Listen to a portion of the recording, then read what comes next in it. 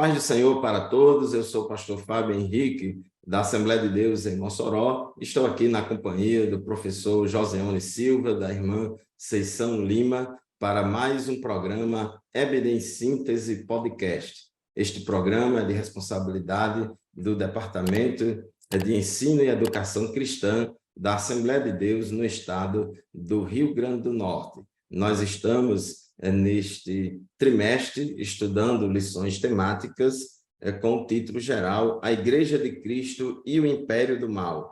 Como viver neste mundo dominado pelo espírito da Babilônia. Graças a Deus pela oportunidade, e aqui eu quero, desde já, cumprimentar com a paz do Senhor a irmã professora Ceição Lima. Paz do Senhor, irmã Ceição. Pai do Senhor, irmão Fábio, irmão Joseone, somos gratos a Deus por mais uma oportunidade que Ele nos dá de estudarmos e compartilharmos um pouco, mais uma porção da sua palavra. Que o Espírito Santo venha nos ajudar, nos iluminar e nos auxiliar na aplicação dessa palavra em nosso coração. Amém. Professor Joseone, paz do Senhor. Paz do Senhor, pastor Fábio, paz do Senhor, professora Ceição. Gratos a Deus por mais uma oportunidade que Ele nos concede em um desafio na nossa lição de questionamentos éticos e morais. Vamos discutir um pouco a respeito dessa lição e que o Espírito Santo ele nos ajude a compreender o texto de maneira sucinta. Amém. Graças a Deus, estamos felizes pela oportunidade que temos de gravar o EBD em Síntese Podcast. A lição de hoje é a lição de número 5, lição que será estudada em nossas classes de escola dominical no dia 30 de julho de 2023. A lição tem como tema a dessacralização da vida no ventre materno. O texto áureo da nossa lição se encontra em Lucas, capítulo 1, versículo 31, que diz assim: E eis que em teu ventre conceberás, e darás à luz um filho, e por-lhe-ás o nome de Jesus. E a verdade prática diz assim: a concepção divina de Jesus Cristo sacraliza a vida no ventre materno e se opõe à cultura de morte infantil. E se opõe à cultura da morte infantil intrauterina do presente século. A leitura bíblica em classe está em Lucas, capítulo 1, versículos 26 a 33 e também do versículo 39 a 45. Irmã Ceição, a nossa lição de hoje, nesse tema da dessacralização da vida no ventre materno. Quais são os objetivos da nossa lição de hoje? A nossa lição, ela traz como objetivo a reflexão sobre a divina concepção, de Jesus. Nós vamos, a partir do nascimento do Senhor, que escolheu aí o ventre de uma mulher para vir ao mundo, nós vamos refletir sobre a importância e o valor da vida através do nascimento de Jesus. E depois nós vamos identificar nessa cultura que nós vivemos hoje, essa forte influência sobre uma cultura de morte, uma cultura que aborda aí as questões principais, que é o aborto e também a eutanásia. E nós vamos ver também a sacralidade da vida. Nós vamos estudar, a partir desses pontos, de que o valor da vida humana está intrínseco a um princípio bíblico, porque nós cremos que o homem foi criado à imagem e semelhança de Deus, e ele tem um valor por causa disso. Então, esses são os objetivos da nossa lição. Isso mesmo, irmã Ceição, caros irmãos e irmãs, temos muitos professores da Escola Bíblica Dominical que nos assistem semanalmente no programa EBD em Síntese Podcast. Esta lição de hoje, ela tem um foco maior sobre a questão do aborto, mas como estamos falando da sacralidade da vida, de uma postura e uma cultura pró-vida, essa cultura pró-vida, ela defende a vida, não somente intrauterina, mas também depois que a pessoa nasce. Então, defendemos a vida desde a concepção até o último respiro de vida que a pessoa tem aqui na Terra, porque sabemos que a vida é de Deus, então nós não somos contra não somente ao aborto, mas também à eutanásia, ao homicídio e todas as formas de morte e de manipulação da vida que o homem queira fazer, tirando assim a prerrogativa de Deus, que é aquele quem dá e quem tira no momento que ele quer. Professor Joseone, como introdução da nossa lição de hoje, o que é que nós podemos já começar aqui a comentar com os nossos ouvintes? Primeiro ponto é dizer que Deus, ele é nosso ser supremo, somente ele tem autoridade de conceder a vida e de tirar a própria vida. É tanto que lá em Gênesis capítulo 2, versículo 7, ele deixou bem claro que ele formou o homem do pó da terra e soprou em suas narinas, e o homem teve assim esse fôlego de vida. Já lá nos Salmos, como a introdução ele cita, sobre Salmo 137, versículo 13, que dali há uma concepção de que, de um modo onde Deus já está de modo ativo na concepção ali do nascituro, no desenvolvimento da vida humana, né? Então ali ele já rege os princípios estabelecidos de Deus de proteger a vida daqueles que não têm ainda as condições de se proteger. Então a introdução ele mostra isso, que desde a concepção Deus está ali ativo, protegendo ali o fetozinho na barriga da sua mãe. É verdade, meus irmãos, a Bíblia é provida, Deus é provida, porque a vida é um dom de Deus. A vida não surgiu por acaso, a vida não surgiu por um processo de evolução, mas a vida é um dom de Deus. Ele criou o homem do pó da terra e soprou em suas narinas o fôlego de vida. Então, toda a cosmovisão bíblica e cristã é uma cosmovisão de valorização da vida, porque a vida é um dom de Deus. Nós somos sempre pró-vida. Aqui no tópico 1 da nossa lição, o comentarista ele aborda a questão da concepção de Cristo. A Bíblia mostra que todo o Antigo Testamento, as profecias messiânicas a respeito da vinda de Cristo, e desde lá Gênesis 3 e 15, que a Bíblia fala do descendente da mulher que viria e pisaria a cabeça de Satanás, e existia profecias bíblicas a respeito do Messias, inclusive em Isaías capítulo 7, versículo 14, né, diz que a virgem ficará grávida, ou a virgem conceberá e dará à luz um filho, e o chamará de Emanuel, que significa Deus conosco. Então, as profecias messiânicas já apontavam para a vinda do Messias, e a vinda do Messias, ela se deu no tempo certo, no momento certo. Paulo, escrevendo aos Gálatas, e diz que, cumprindo-se a plenitude dos tempos, Deus enviou seu filho, nascido de mulher, nascido sob a lei.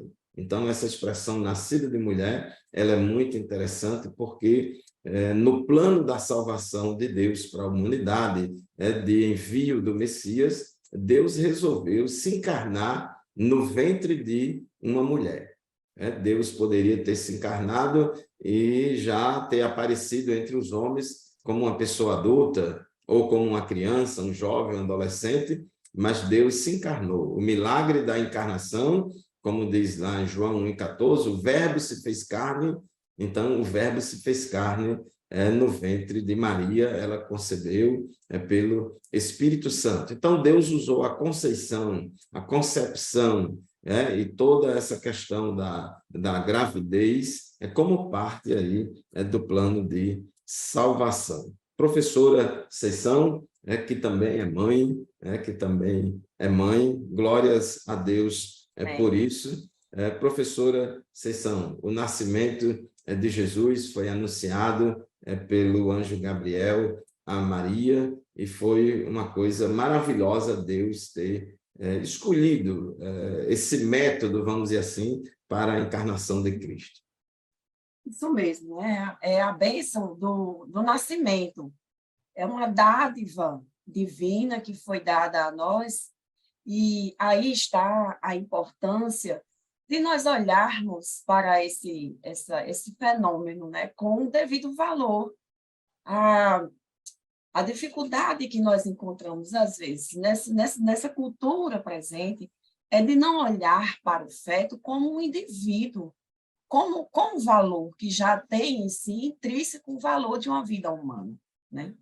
E a Bíblia, o princípio bíblico, tudo aquilo que nós vemos através da palavra de Deus, nos leva a olhar o feto, o bebê, desde o ventre da sua mãe, como um indivíduo que vai crescer, que vai se desenvolver, e ali ele vai se tornar, ou já é, na verdade, a imagem e semelhança de Deus, algo criado por Deus, né? Ele não, a concepção ela não é automática, ela não ocorre de uma forma aleatória, mas nós vemos ali uma ação criativa da parte de Deus.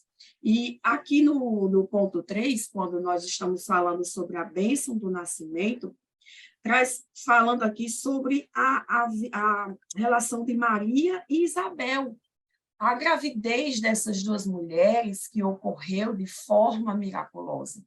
E é interessante observar, eu queria chamar aqui a atenção dos professores para o fato de que Lucas usa o mesmo termo que ele usa aqui para falar sobre o bebê de Isabel e o bebê de Maria, para se referir mais tarde ao bebê recém-nascido e para as criancinhas que foram levadas até Jesus, para que Jesus recebesse aquelas crianças. Então, não há separação na concepção bíblica, não existe um ponto, como querem alguns defensores, né, de dizer que a partir desse ponto é humano e a partir desse ponto não é apenas um conjunto de células. Nós estamos estudando essa lição justamente para enfatizar que nós não temos essa divisão. A bênção do nascimento, ela traz para nós esse princípio, que a partir da concepção, ali já é uma vida com valor intrínseco. Então, é a sacralidade dessa vida, a valorização dessa vida que é inviolável. Né? Nós não estamos na condição de pegar e interromper essa vida, mas temos que olhar como algo que Deus colocou no ser humano e precisamos ver isso como algo sagrado, inviolável, intocável. E a Bíblia nos endossa isso. Não há separação, não há um momento exato para dizer que aqui é só um feto, aqui a partir daqui é um bebê. Inclusive, eu vou ser avó, né? Então, o bebê, ele já é um ser humano. Olha só, a relação que nós podemos fazer. Quando nós sabemos que vai chegar um bebê, ainda que nós não o vejamos, ainda que nós não tenhamos no braço, nós já nos preocupamos com a saúde, nós já nos preocupamos com toda a provisão que vai ser necessária, nós nos preocupamos com tudo o que vai ser necessário para receber. Por quê? Porque nós já consideramos que ali é uma vida humana e que requer todos os cuidados. Então, é isso que a Bíblia nos orienta a fazer. E nós, como cristãos, nós temos que endossar isso, o valor da vida humana, desde a sua concepção e a bênção do nascimento, como sendo a continuidade dessa vida. Não é a partir do nascimento que começa, mas a partir da concepção e o nascimento como uma coroação, uma bênção, né, que essa vida está chegando ao mundo para a convivência, né, dos seus pais e da sua família.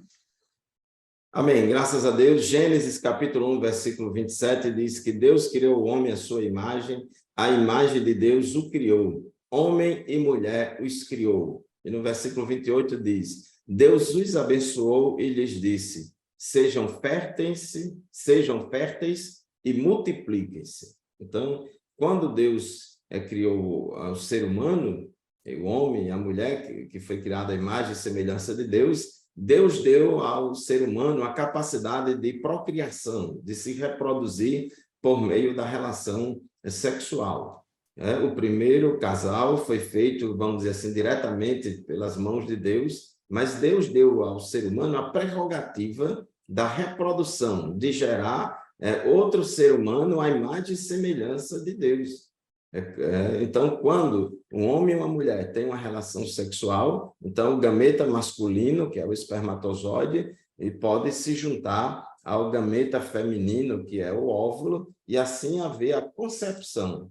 E quando há a fecundação do óvulo pelo espermatozoide, ali já começou uma nova vida, uma vida diferente, com material genético diferente. É verdade que metade dos genes vem do pai, metade dos genes vem da mãe, e há toda uma combinação genética daquele novo ser, mas já é uma nova pessoa. Então, a vida ela começa na concepção e aquele bebê que está ali no ventre da mulher, alguns chamam de embrião, depois chamam de feto, mas, na verdade, já é uma pessoa humana. O corpo humano já está ali.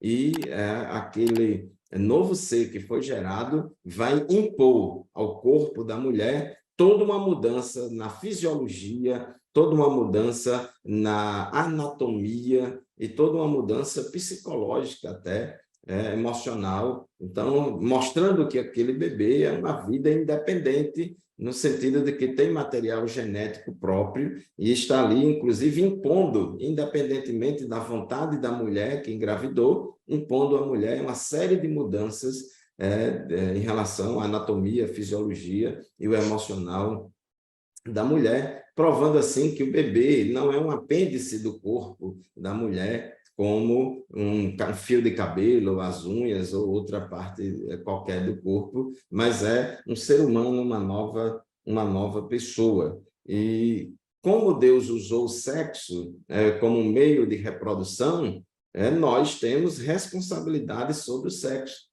E nessa questão da bênção do nascimento, professor Joseone, é importante que tanto as mulheres como os homens, é importante a gente dizer que nenhuma mulher é mãe sozinha, nenhuma mulher é mãe sozinha. Então, a responsabilidade daquele novo ser que foi gerado é tanto da mulher como do homem, é tanto da mãe quanto do pai, igualmente, né? E os pais, né, o casal deve encarar a gravidez como uma bênção de Deus, como uma dádiva do Senhor, e não como um incômodo, não como um problema. Não é isso, professor?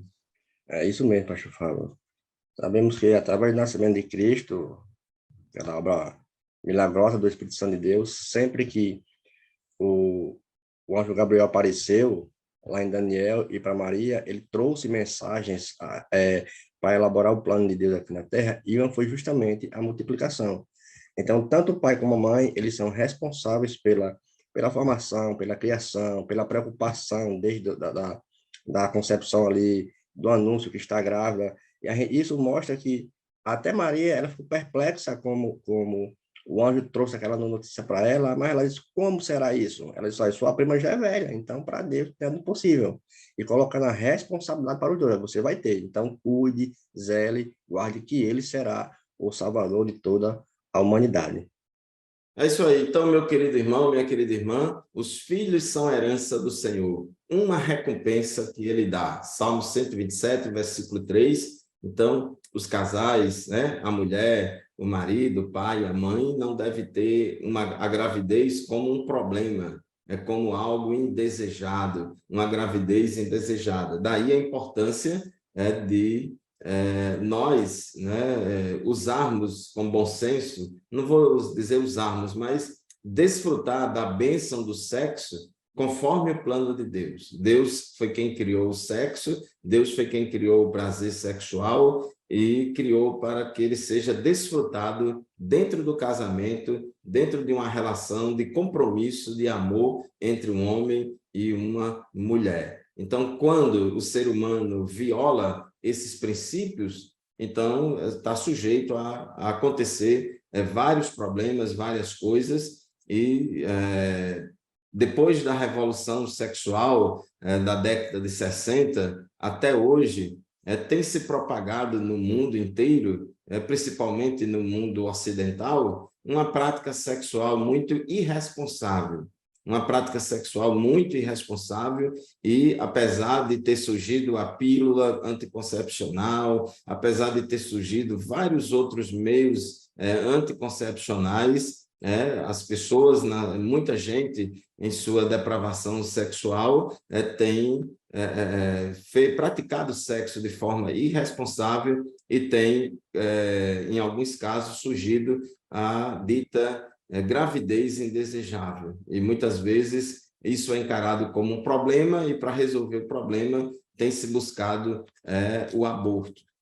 Tem casos de aborto que mulheres procuram porque foi estuprada, não conseguiu ainda vencer aquela dificuldade do trauma, etc. Mas a maior parte dos abortos que são realizados no mundo inteiro são frutos de uma gravidez indesejada, porque foi fruto de uma prática sexual ilícita, às vezes de uma traição, às vezes de uma fornicação, de uma prática sexual totalmente imoral e contrárias aos padrões de Deus, e busca o aborto para resolver o problema. Mas a Bíblia diz, fechando aqui essa parte do tópico 1, da concepção de Cristo, a história de Jesus e João Batista, mostra a importância da vida intrauterina. Deus considera tão importante a vida intrauterina que Deus resolveu morar 9 meses no ventre de uma mulher. O Verbo se fez carne e habitou entre nós.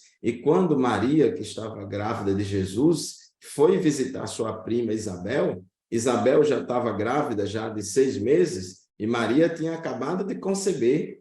E quando Isabel, Lucas 1:41 diz que quando Isabel ouviu a saudação de Maria, o bebê agitou-se em seu ventre e Isabel ficou cheia do Espírito Santo. Então, o bebê João Batista, que estava no ventre de Isabel, sentiu a presença de Jesus ali naquela visita. No versículo 44, diz, logo que a sua saudação chegou aos meus ouvidos, o bebê que está em meu ventre agitou-se de alegria. Então, o bebê já manifestava ali reação de alegria diante da presença de Jesus. E a própria Bíblia também diz, em Lucas 1:15, que João Batista será cheio do Espírito Santo desde o ventre de sua mãe, ou desde antes do seu nascimento. Então, é maravilhoso a gente ver a sacralidade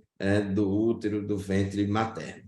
Professora, sessão tópico 2 da nossa lição enfatiza o problema muito grave na nossa sociedade, que é a cultura de morte. Eu sei que a ênfase muito grande aqui está na questão do aborto, mas nesse tema, abrindo um pouco mais sobre essa questão da cultura de morte, tem toda uma questão aí de eutanásia, homicídio, assim, a perda do valor da vida humana e tanta coisa mais. Você falou há pouco tempo que a vida começa na concepção e a gente não pode estabelecer aí qual é a data, a partir de que quantas semanas vida, ser humano ou não é. Eu lembrei, professor Ascensão, na sua fala, que está tramitando dentro do Supremo Tribunal Federal uma ação que entraram lá na Justiça para querer que o Supremo Tribunal Federal aprove o aborto até a 12ª semana.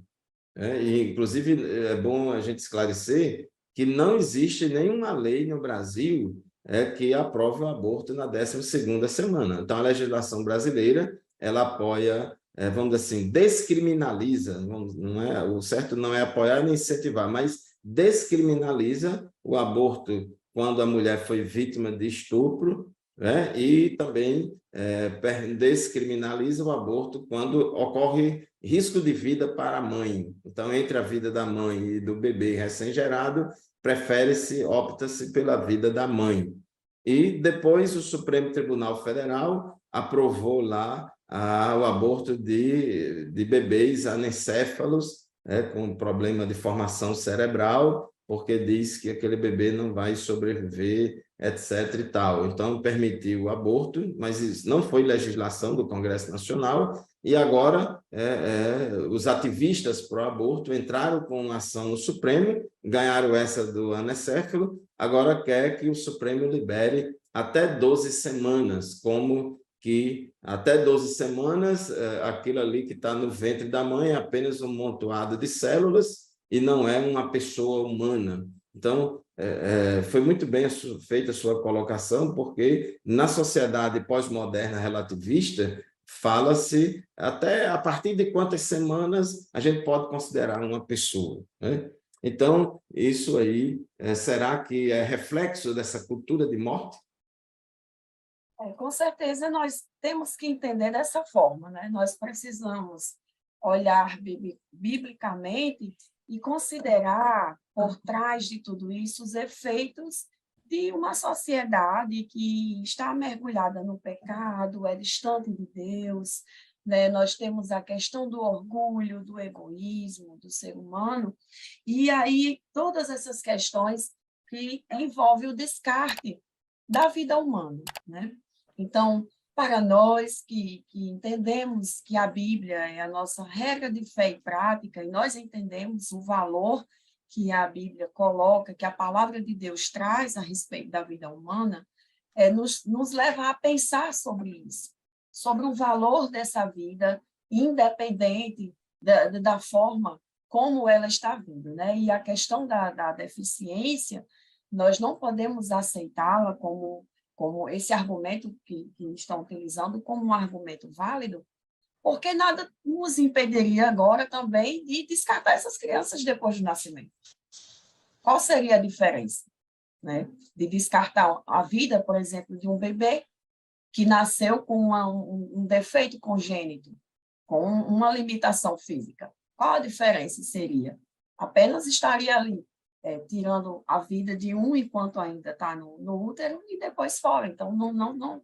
Quando se olha uma criança exteriormente, um bebê, eu acho que o ser humano, por mais corrupto em seu coração que seja, há de haver nele uma sensibilidade para olhar para essa criança e não dizer que deve se descartá-la pelo fato dela ter ali as suas limitações físicas, suas capacidades mentais limitadas por algum problema, alguma limitação, algum defeito. Então, a palavra de Deus e a lição nos leva a refletir sobre a importância da vida, a sacralidade da vida. É justamente isso, que os argumentos sobre ser deficiente, ou ser anencefalo, ou uma série de outros problemas, e nós, enquanto professores, devemos ter sensibilidade de abordar isso, que nós estamos lidando com sentimentos, com emoções, com problemas que são complexos, que envolvem famílias, mas nós devemos enfatizar isso,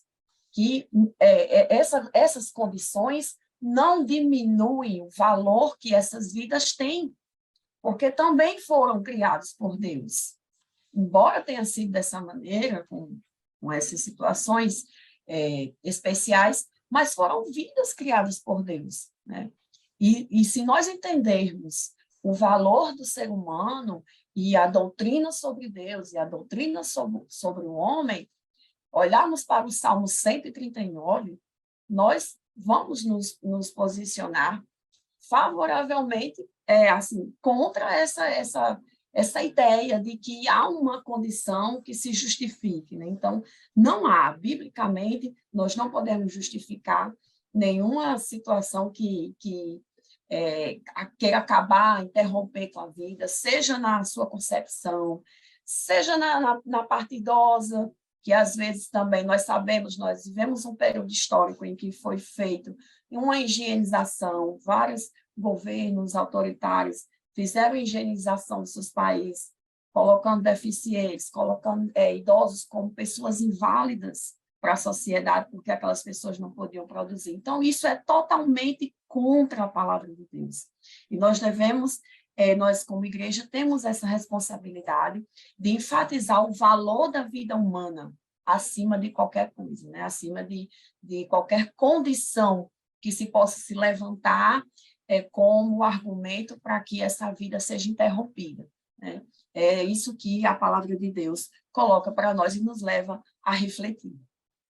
Isso, a professora Seisão está tocando num ponto muito importante, a questão da eugenia, que é essa tentativa de fazer um melhoramento genético da população, das pessoas, e tirar da população pessoas que carregam genes defeituosos, que carregam genes que vão provocar doenças, né, doenças congênitas, que vão dar trabalho aos pais, que vai diminuir a produtividade dos pais e que vai gerar pessoas que vão depender do SUS ou do INSS, e aí as pessoas que estão vivas decidem sobre a vida daqueles que ainda estão vivos, mas ainda estão no útero.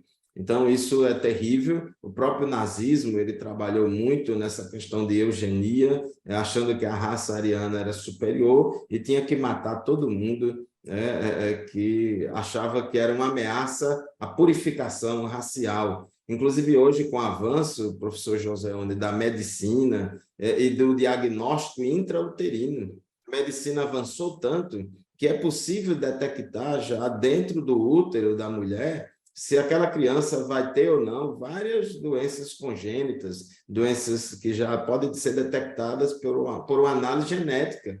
E aí, o pai e a mãe, né, sabendo dessa informação prévia, pode tomar uma decisão de abortar. Quer dizer, que o aborto ali seria não por causa de uma gravidez indesejada, de um sexo irresponsável, mas às vezes de um casal casado mesmo, com compromisso, mas que tem, por causa do egoísmo, é muito grande, não quer ter trabalho, não, que eu fiz o exame genético e meu bebê vai nascer com síndrome de Down, ou vai nascer com não sei o quê, ou com isso, ou com aquilo, e vai ser muito confuso, vai ser muito problemático para mim, vai dar muito trabalho, vai atrapalhar meus estudos, vai atrapalhar minha carreira profissional, eu não tenho estrutura para isso, e aí pode-se optar pelo aborto. Então, essa cultura de morte que existe na sociedade, ela, com muita facilidade, pessoas decidem pela vida do outro. Enquanto Deus é quem dá a vida e quem tira a vida, pessoas estão decidindo. Essa questão é tão séria que depois que teve o dilúvio, lá em Gênesis 9, Deus falou sobre essa questão da vida humana. Um dos principais pecados da geração antediluviana era o homicídio, de assassinar pessoas, e Deus disse, olha, quem matar, quem cometer homicídio, é digno de pena de morte. Então, é muito sério isso aí, porque a pessoa está querendo, é uma afronta contra Deus. O ser humano é uma pessoa criada à imagem e semelhança de Deus, e alguém decidir pela vida dele. Professor Joseone, o comentarista fala aqui de todo um projeto ideológico, porque essa cultura de morte, ela instrumentaliza o Estado e as leis e todos os setores da sociedade, formadores de opinião. Como é que ela atua, esse projeto ideológico? Justamente através dessas ideias sobre essa cultura de morte, sobre legislação e etc., traz algumas consequências para toda a sociedade, né? Principalmente essas pessoas que pregam essa ideologia começam a utilizar uns slogans, meu corpo, minhas regras, e temos vários casos de pessoas que nasceram, entre aspas, com uma deformidade, sem braços e sem pernas, e hoje em dia são pessoas bem-sucedidas, até pessoas como a gente que tem 2 braços e 2 pernas. Então, isso, infelizmente, digamos assim, que é uma afronta à lei de Deus. Isso nós já podemos ver na nossa legislação brasileira, no Código Civil, no artigo 2, que ele apresenta a personalidade da vida humana desde a sua concepção, ainda diz assim, salvo, certo? Desde o nascituro, desde da fecundação. Então, nossa lei brasileira hoje ainda é considerada crime. Como você foi feliz nas suas palavras, o STF, na ADF 54, eles utilizam esses pretextos para poder fazer algo através de um movimento ideológico, né? Então, em 2004 teve uma ideologia, em 2012 também essa ação ela foi, e temos também legislações internacionais que apoiam esse tipo de cultura, como Cuba, Portugal, Alemanha, França, Espanha e diversos países. Só que aí acontecem os efeitos psicológicos para as pessoas, isso segundo a medicina, que diz que o aborto causa traumas, depressão, ansiedade e outros efeitos psicológicos, além do mais. Aí é onde vai entrar as questões de éticas para esse movimento, né? Vai entrar com a ética médica, que diz o seguinte: a interrupção da gravidez por encefalia pode ser considerada um procedimento ético para evitar sofrimento, como você bem citou aí, psicológico, tanto na gestante como no feto. Aí entra a nossa ética religiosa, que diz que a vida começa na concepção, isso independente de tudo, certo? Portanto, aborto seria um crime contra a lei de Deus, certo? E contra os costumes de Deus. Aí entra também a ética moral desse povo, né? Que utilizam esses pretextos para poder se utilizar melhor desse slogan. Aí a ética moral argumenta que a vida do feto ancefálico é uma vida sem qualidade. Pelo contrário. Deus já mostrou claro, na lição já mostra claro, que Deus ele concede a vida desde a sua concepção e ninguém pode mais tirar. E através disso, temos várias passagens bíblicas que falam a respeito do nosso corpo, que é templo e morada do Espírito Santo, e não sabeis vós que o templo de Deus é quem habita em vós. Lá em Efésios, capítulo 5, versículo 28, assim deve os maridos amar suas próprias mulheres como seus próprios corpos. Olha, então, assim, são esses efeitos que esses slogans, meu corpo, minhas regras, não existe. Isso fere os atributos de Deus. Então, nós somos pró-vida, vamos ser pró-vida e vamos defender a vida humana desde a sua concepção, como rege nossa lei brasileira e como rege os princípios bíblicos. É verdade. Infelizmente, meus irmãos, muitas pessoas na sociedade têm essa cultura pró-morte e promovem o aborto e fazem ativismo pró-aborto e se utiliza de todos os meios de influenciar o poder público, a política, o legislativo, o judiciário, o Ministério Público, para facilitar, o que puder facilitar, o que puder incentivar o aborto, se utiliza das mais diferentes estratégias culturais, intelectuais e políticas para impor a agenda do aborto, né? E assim, a maternidade é depreciada a fim de que a mulher não deseje ser mãe. O conceito de saúde reprodutiva é modificado para justificar o aborto como medida de saúde feminina. Inclusive, até mesmo alguns cristãos progressistas, quando fala sobre esse tema, não são todos, mas alguns deles evitam condenar a prática, nunca condena a prática, e quando toca no assunto, aí alguns cristãos progressistas falam, não, mas isso é uma questão de saúde pública, eu não faço, mas a gente não pode impedir, nem querer tirar o direito dos outros fazerem. Então, essa relativização que existe muito forte na sociedade pós-moderna, vai relativizando tudo, coisas que para Deus são absolutas, existem valores absolutos, inegociáveis da palavra de Deus. Essa desculpa de que o aborto é uma questão de saúde pública, porque a mulher rica faz o aborto clandestino numa clínica e paga por ela e tem proteção de vida, e a mulher pobre vai fazer o aborto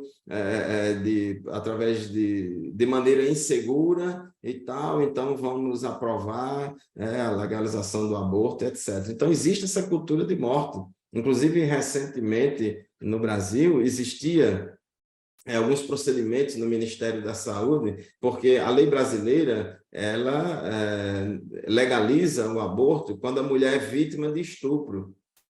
E só que o Ministério da Saúde antes tinha um procedimento que tem que ter uma comprovação de que realmente a mulher foi vítima de estupro. Tem que ter tipo um boletim policial, tem que ter alguma comprovação. Mas hoje em dia, no governo atual, não precisa mais nada disso. O Ministério da Saúde atual já não, basta só a mulher dizer. Basta só ela falar e pronto, a palavra dela já é suficiente, ninguém pode mais perguntar mais nada, não pode investigar mais nada, basta só que a palavra dela. Então, há toda essa agenda para o aborto, impõe, né, incentiva bastante na sociedade essa prática, né? E esse slogan, meu corpo, minhas regras, que faz parte dessa concepção de que a pessoa tem autonomia sobre o seu próprio corpo e faz dele o que quer, né? E, como a gente falou há pouco tempo, o bebê que está lá no ventre materno não é um mero amontoado de células da mãe, ali já é um material genético diferente, já é uma outra pessoa de corpo, alma e espírito. Então, a Bíblia ela fala bastante da sacralidade do corpo. 1 Coríntios, capítulo 6, versículo 13, né, diz que o corpo não é para a imoralidade sexual, mas para o Senhor, e o Senhor para o corpo. 1 Coríntios 6, 18 a 20, a Bíblia diz, fujam da imoralidade sexual. Todos os outros pecados que alguém comete, fora do corpo os comete, mas quem peca sexualmente, peca contra o seu próprio corpo. Acaso não sabe que o corpo de vocês é santuário do Espírito Santo que habita em vocês, que lhes foi dado por Deus e que vocês não são de si mesmos? Então, o corpo, ele é muito importante para Deus, e o ser humano não pode fazer o que quiser do corpo. Professora Conceição, o tópico 2.3 aqui da nossa lição, a prática do aborto. O que é que nós podemos acrescentar ainda mais do que o que a gente já falou sobre esse tema? A gente pode enfatizar na nossa sala de aula com os nossos alunos que precisamos considerar a crença, a nossa fé, a nossa convicção de Deus como criador de todas as coisas.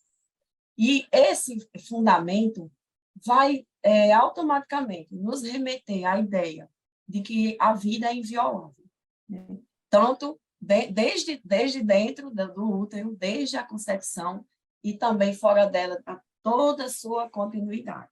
Então, a prática do aborto, como já foi comentado, desconsidera todos esses efeitos, como o professor Joseone mencionou, todos os efeitos danosos, psicológicos, né, na saúde da mulher, e coloca muito foco na questão da mulher que está carregando, mas, como nós já comentamos aqui, são duas vidas. A própria medicina, ela encara o feto e a mãe como duas pessoas, como tem a saúde do nascituro e tem a saúde da mulher.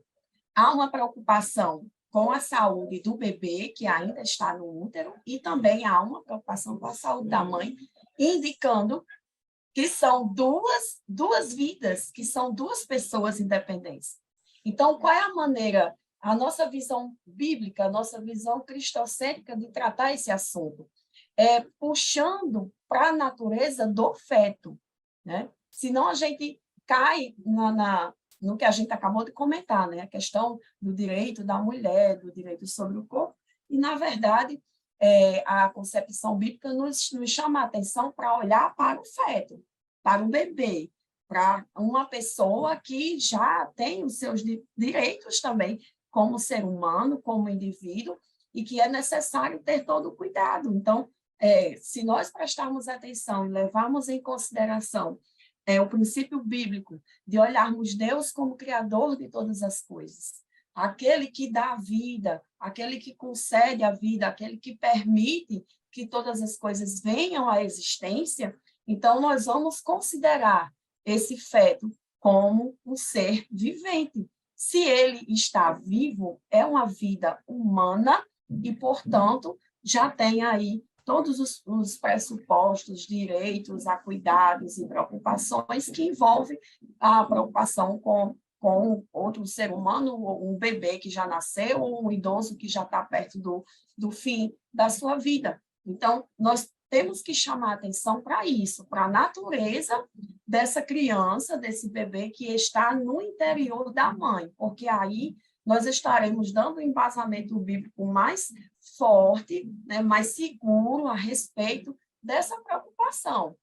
para fugir um pouco dessa questão de ser um direito de escolha. Nós olhamos para o bebê como um ser humano, criado por Deus, ele está em formação, ele é um ser humano, poderíamos até aplicar, né, que ele ainda não é um ser humano formado, mas ele é um ser humano em potencial. Se nada ocorrer, se tudo ocorrer bem, se nada acontecer, nada interromper essa gestação, ele vai se tornar um indivíduo e vai carregar em si essa imagem,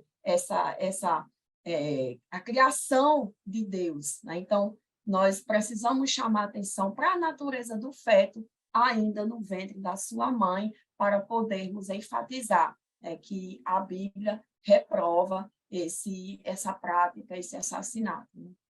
Isso, o bebê dentro do ventre materno, independentemente do tempo de gestação, já é uma pessoa humana, imagem e semelhança de Deus, com corpo, alma e espírito, e a única diferença dele, para nós que estamos aqui estudando esse tema, é o tempo e a nutrição.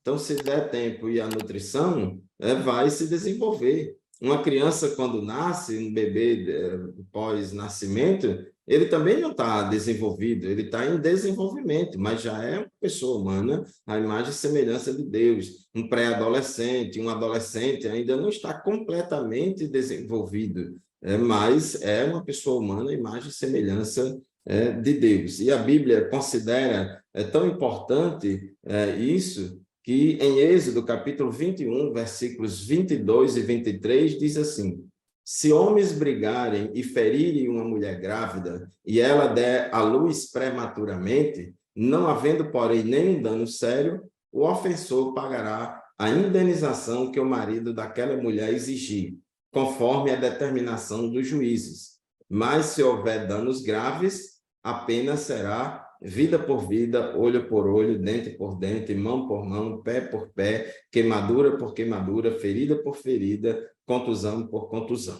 Observe que no versículo 23 diz: se houver danos graves, a pena será vida por vida. Então, a Bíblia, lá no Antigo Testamento, em Êxodo 21 e 23, considera a vida intrauterina como de mesmo valor da vida de uma pessoa adulta, né? De uma pessoa adulta. Professor Joseone, tópico 3 da nossa lição, a sacralidade da vida. Já falamos alguma coisa já sobre esse tema, mas antes de concluir a nossa lição, o comentarista propõe reforçar essa parte aí da inviolabilidade da vida. A gente vive numa sociedade que defende-se muito o vulnerável, o oprimido, aquela pessoa que está em vulnerabilidade social e está sendo vítima de qualquer violência ou opressão, e a gente tem que defender mesmo, porque a Bíblia diz que Deus é Deus dos órfãos, das viúvas, dos estrangeiros,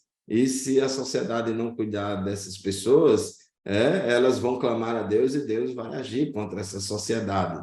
Então, isso é importante. Mas também uma pessoa no ventre materno, um bebê que está no ventre, também é uma pessoa muito vulnerável e dependente dos cuidados, né, dos pais. Pastor Fábio, a sacralidade da vida, ela é uma crença totalmente fundada na Bíblia, e de toda a vida humana, ela é sagrada e deve ser protegida. Isso biblicamente falando, como você bem citou aí. Então, o autor aqui vai deixar claro sobre alguns episódios sobre a sacralidade da vida, principalmente lá em Salmos 139, né? Que o salmista diz que tu me formaste no interior do seu ventre, me teceste desde a minha mãe.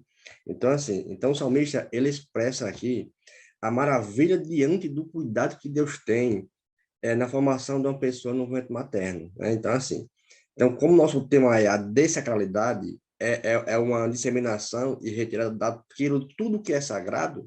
Então, isso mostra que devemos ter um cuidado, que a lei de Deus, ela não faz distinção entre aborto e o infanticídio, pelo contrário, chama tudo que é homicídio, não matarás, não cometerás homicídio. Então, isso aí, dentro dessa perspectiva, sim, devemos proteger o inocente desde a sua concepção, né? Então, o salmista, como eu falei no começo, então, Deus, ele rege nesse ponto como criador de modo ativo, no desenvolvimento, na sua concepção da vida humana, ele pessoalmente zela pela criancinha desde o momento da sua concepção, sua atenção, ele volta e compreende o plano maravilhoso de Deus que será para aquela criança.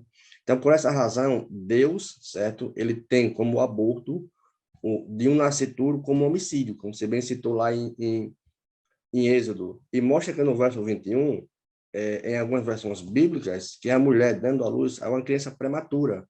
Isso, a NAA, ela frisa bem isso, por causa de uma violência cometida contra a gestante. Então, aquela situação prematura, caso isso acontecesse, né? Então, ele tinha que pagar uma multa, olha só. Então, o verso 20 deixa bem claro, se acontecesse uma briga contra a gestante, ela desse aquele filho prematuro, ele pagaria uma multa. Deus fazendo o quê? Eu sou pró-vida, então eu cuido da criancinha desde o seu ventre. E as lesões graves, caso acontecesse com esse filho, pagaria de outras formas, como você bem citou aí. Então, a sacralidade é tudo aquilo que é santo, é tudo aquilo que Deus deixou para a humanidade, é um presente de Deus para a humanidade, quando deu seu filho para morrer por todos, sendo nós ainda pecadores. Então, a sacralidade, ela rege isso, que Deus protege a vida humana e sempre vai proteger.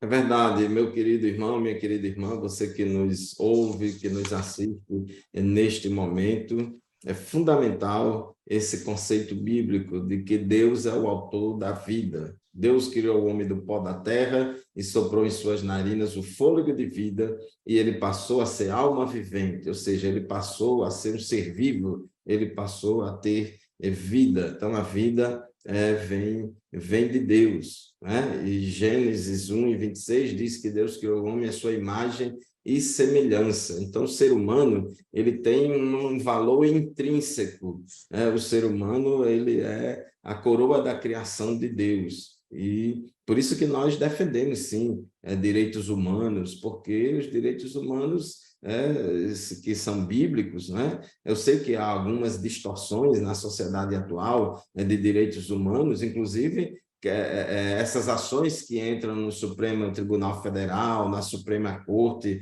Americana, etc., eles argumentam de que a mulher tem o direito de abortar, porque isso é um direito fundamental. É um direito humano fundamental de decidir, de autodeterminação, de decidir sobre o seu próprio corpo. Mas a gente falou aqui que o bebê em gestação não é o corpo da mulher. É uma outra vida, uma outra pessoa que está vivendo dependendo da nutrição da mulher, e ele impõe à mulher várias mudanças na fisiologia e na anatomia da mulher. Então, a vida é santa, a vida é sagrada, defendemos o direito à vida. Zacarias 12:1, a Bíblia diz que Deus forma o espírito do homem dentro dele. Então, o bebê no ventre é imagem e semelhança de Deus e devemos defender o direito à vida. O direito à vida, ele vem antes de todo e qualquer direito. Todo e qualquer direito não é mais importante do que o direito à vida. 1 Samuel, capítulo 2, versículo 6, 1 Samuel, capítulo 2, versículo 6, diz assim: o Senhor é o que tira a vida e a dá. Artigo definido ou, só ele. Ele é o que tira a vida e a dá. Faz descer a sepultura e faz tornar a subir dela. Então, nós, como seres humanos que já nascemos, não temos o direito de decidir quem deve ou quem não deve nascer, quem deve ou quem não deve viver. Mas, meus companheiros, professores, Joseone e Seição, a gente já vai partir para a conclusão da nossa lição de hoje, mas eu gostaria que a gente terminasse fazendo uma espécie de exegese ou de comentário sobre Salmos, capítulo 139, versículos 13 a 6. É impossível a gente falar sobre esse tema de vida intrauterina sem falar de Salmos 139, versículo 13 a 6. Eu vou ler aqui e vou pedir que a irmã Seição faça algum comentário sobre isso, e depois o professor Joseone, e em seguida a gente faz o encerramento. Diz o texto bíblico, Salmos 139, versículos 13 a 16. Tu criaste o íntimo do meu ser e me teceste no ventre de minha mãe. Eu te louvo porque me fizeste de modo especial e admirável. Tuas obras são maravilhosas, disso tenho plena certeza. Meus ossos não estavam escondidos de ti quando em secreto fui formado e entretecido como nas profundezas da terra. Os teus olhos viram o meu embrião. Todos os dias determinados para mim foram escritos no teu livro antes de qualquer deles existir. Professora Ceição, o que é que você gostaria de comentar sobre esse texto? Esse texto ele é belíssimo, né? Pelo fato de trazer aí justamente aquilo que é o nosso assunto, que nós comentamos aqui. A importância da vida, a valorização da vida. Por quê? Porque é um ato criativo de Deus. O salmista ele usa de uma linguagem muito bonita, né? Até de forma poética. Ele vai falar de coisas que na época que ele vivia eram até desconhecidas, mas Deus revela ali o mistério, né, da vida, da sua concepção, e também a continuidade, porque esse salmo ele vai falando desde quando o salmista ainda não era um ser fora do útero, mas ele vai remetendo desde a sua concepção até um relacionamento com Deus depois, né? Ou seja, fala da continuidade dessa vida. Então, traz para nós essa reflexão para que nós possamos meditar sobre isso, sobre essa valorização do ser humano. É um ser humano, nós devemos olhar o ser humano com compaixão, né, com amor, desde a sua concepção até a sua idade mais idosa, independente da sua condição física, é um ser humano que merece respeito, né? Eu tive um irmão deficiente que faleceu aos 15 anos, não tinha a sua capacidade física e mental era limitada, mas nós o amávamos. E é assim que deve ser.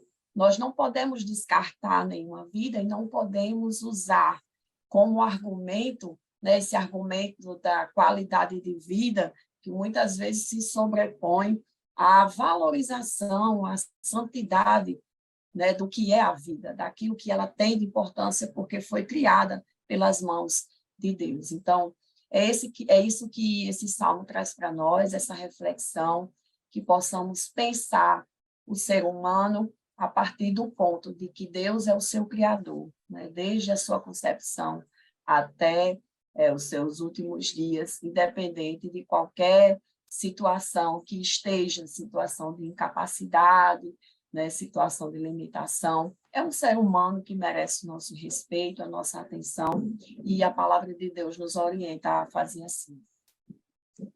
Muito bem, professor José Ono, o que é que você gostaria de comentar a respeito desse texto de Salmos 139, versículos 13 a 16? Esse salmo, eu já citei ele, né, no top 3, logo no começo. Para mim é onde Deus ele já prepara o meninozinho, desde a sua concepção, ele protege, que ele não tem um certo cuidado ali entre a mãe, entre as pessoas ativas, e mostra, eu vou defender ele, eu já conheço ele desde o seu ventre, esse para mim vai ser uma pessoa importante. Então, eu vejo Deus protegendo a criancinha ali desde o seu ventre. E eu ainda tenho uma tia deficiente, né? E isso mostra que nós amamos do mesmo jeito, é tanto que ela faz mais coisas do que pessoas, do que minhas outras tias. A gente brinca até com ela, dizendo que se ela tivesse a condição física igual nós temos, ela fazia chover, né? Que ela faz coisas assim que a gente... Então, assim, é uma pessoa maravilhosa. E eu vejo assim, que no começo, minha avó dizia que queriam que ela tivesse, né? O aborto naquela época tinha umas plantas medicinais que fazia com que as mulheres abortassem. Minha avó disse que não, e hoje é uma pessoa maravilhosa, essa minha tia. Então, eu mostro Deus protegendo a criancinha ali, de maneira que não dá para explicar assim esse salmo. Deus formando os ossos, já conhecendo aquela pessoa, montando célula, montando parte do seu corpo, se formando. Isso para mim é sagrado. Então, isso é essencial para toda a humanidade somos pró-vida, vamos defender isso, vamos ser contra o aborto, essas práticas de ideologia. Então, o professor tem que frisar isso, que nós somos pró-vida, desde a sua concepção. É verdade, esse salmo fala a relação de Deus com o bebê, a relação de Deus com a vida intrauterina. Quer dizer, o salmista disse: tu criaste o íntimo do meu ser e me teceste no ventre da minha mãe. Então, quando ele ainda estava no ventre, Deus já estava trabalhando na vida dele, quando Deus já via o corpo ainda informe. E eu acho interessante esse termo, entreteceste-me no ventre da minha mãe. Essa palavra fala de uma obra de arte. Essa palavra no original hebraico fala de uma obra de arte manufaturada, assim, feita com as próprias mãos do artista. Então, tecendo, fiando, uma obra de arte que tem um valor incalculável. Não é uma máquina que fez em larga escala, mas é uma peça única. Cada ser humano é uma pessoa única, com corpo, alma e espírito, com um destino eterno, uma pessoa que é a imagem e semelhança de Deus. Deus forma o espírito do homem dentro dele, lá em Zacarias 12:1 fala isso. E Deus já via, antes que ainda tivesse osso, o corpo ainda informe, Deus já se relacionava com aquela pessoa, com todos nós. E a gente viu aqui sobre a questão de Jesus e João Batista, quer dizer, Jesus no ventre de Maria e João Batista no ventre de Isabel.